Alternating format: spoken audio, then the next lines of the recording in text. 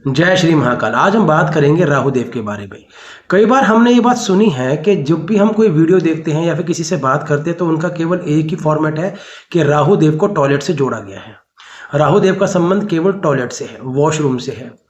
और राहु देव को मल्लेच कहा गया है, राहु देव को गंदगी कहा गया है, उनका संबंध गंदगी से जोड़ा गया है। लेकिन थोड़ा सा आप समझिएगा कि आज के इस जो टेक्निकल वर्ल्ड है उसमें यदि कोई ग्रह काम करता है तो वो राहु है, क्योंकि राहु आपकी उच्च बौद्धिक क्षमता है। राहु आपकी उच्च बौद्धिक क्षमता है। जब हम बात करते हैं एक ऐसी बुद्धि की जिस बुद्धि का कोई तोड़ ना हो, एक ऐसी इंटेलिजेंसी की कि यदि कोई व्यक्ति किसी कर्म को करने में लग जाए और वो कर्म सर्वोत्तम हो जाए, दी बेस्ट क्वालिटी का अगर कोई व्यक्ति काम कर रहा है तो वहाँ राहु देव की क्वालिटी आपको देखने में मिलेगी।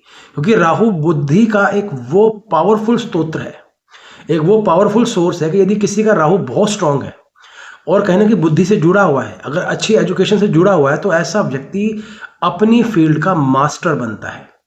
अब आप समझिएगा कि एक टॉप क्लास का जो एस्ट्रोलॉजर है उसके लिए भी राहु का स्ट्रांग होना बहुत इंपॉर्टेंट है। यदि किसी को एक टॉप क्लास का तांत्रिक बनना है, किसी को टॉप क्लास का साधक बनना है, तो वहां पे भी राहु की शक्ति आपके लिए बहुत महत्वपूर्ण है। हम देखो, केतु तो काम करेगा ही। हम केतु देव के बारे में ये नहीं कह रहे कि केतु देव काम नहीं कर रहे। केतु देव का अपना एक अलग स्पेस है, लेकिन राहु देव को हम नहीं छोड़ सकते। यदि कोई ऐसा व्यक्ति है जो हठ योगी है, जो हठ साधना करता है, वहां पे राहु देव की इंटेंसिटी का प्योर होना बहुत इंपॉर्टेंट है। यदि कोई ऐसा व्यक्ति है जो एक टॉप क्लास का लॉयर है, एक ऐसा व्यक्ति है जो एक टॉप क्लास का IITN है, बहुत बड़ी IT कंपनी में काम कर रहा है, सॉफ्टवेयर डेवलपर है, मतलब जहां पे हम कहते हैं कि बुद्धि की तीक्ष्णता, वहां से राहु देव को आप जोड़ लीजिएगा। अब पत्रिका के अंदर ना हम राहु देव को कैसे समझते हैं, पहले तो ये समझना बहुत महत्वपूर्ण है।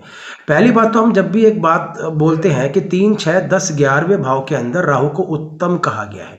और एक बात आप समझिएगा, जब हम बात करते हैं 3rd हाउस की, हमारी शौर्य की, क्षमता की, जब हम बात करते हैं 6th हाउस की, उससे हम देखते हैं कंपटीशन से, जब हम बात करते हैं 10th हाउस की, उससे हम देखते हैं स्टेटस से, और जब हम बात करते हैं 11th हाउस की, तो वहां से हम देखते हैं व्यक्ति के हर तरह के लाभ।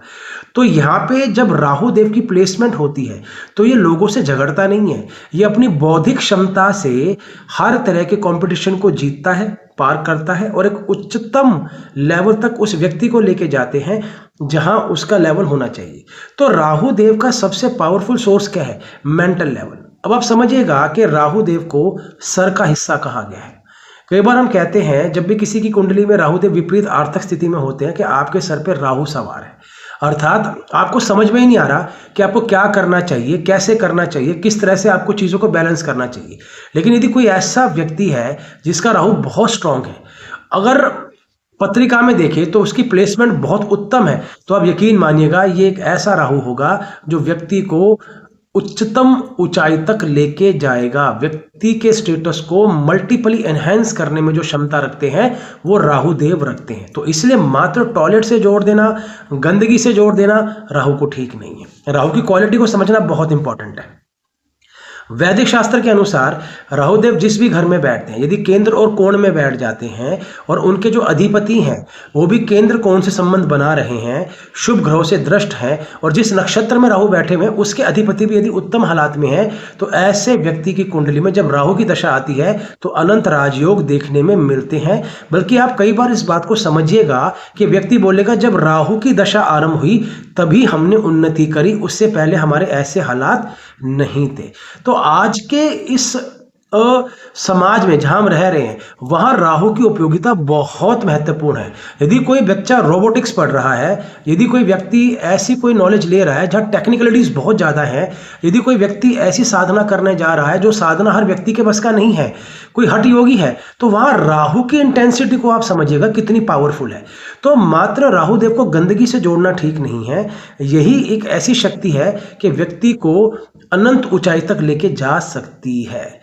अब बात करते हैं राहु की रेमेडीज की। जब भी पत्रिका में राहु देव की जो ऊर्जा है थोड़ी सी खराब हो जाती है, या फिर हमें राहु देव की दशा में कुछ अप एंड डाउन्स देखने में आते हैं, तो सबसे सुंदर उपाय आज मैं आपको बताता हूं। राहु देव का सबसे पावरफुल जो संबंध है वो हमारी बुद्धि से है, हमारी सोच से है, हमारे मनस से है, हमारी बुद्धि में चलने वाली बातों से है, विचारों से है। इसीलिए जब भी चंद्रमा के साथ राहु बैठ जाते हैं तो ऐसी अवस्था में से ग्रहण कहा जाता है कि व्यक्ति इतना ज़्यादा सोचने या विचारने लगता है कि उसको सही गलत भी कई बार समझ में नहीं आता है। तो जब भी आपके ऊपर कभी ऐसे हालात आ जाए कि आपकी बुद्धि काम ही नहीं कर रही है, आपको एग्जैक्टली समझ ही नहीं आ रहा आपको क्या करना चाहिए, तो सबसे पहली बात, यदि हो सके तो माता सरस्वती की पूजा करें, सरस्वती कवच या स्तोत्र का पाठ करें। दूसरा, जब भी आपको लगे कि आपके ऑब्स्टेकल्स बढ़ते जा रहे हैं, आपके काम नहीं बन रहे हैं, तो कृपया करके गलती से भी भोजन बिस्तर पे ना करें। यदि हो सके तो भोजन अपनी किचन या रसोई के अंदर जमीन पर बैठ के भोजन करें। तीसरा, यदि आपके घर में रोग बढ़ते जा रहे हैं तो ऐसे हालात में उस व्यक्ति के ऊपर से यदि आप एक नारियल सर पे 7 बार वार कर उसे बहती नदी में बहा देते हैं तो डेफिनेटली उस व्यक्ति को उत्तम रिजल्ट मिलेंगे। तो इन उपायों के द्वारा भी आप राहु देव को प्रसन्न कर सकते हैं। जय श्री महाकाल।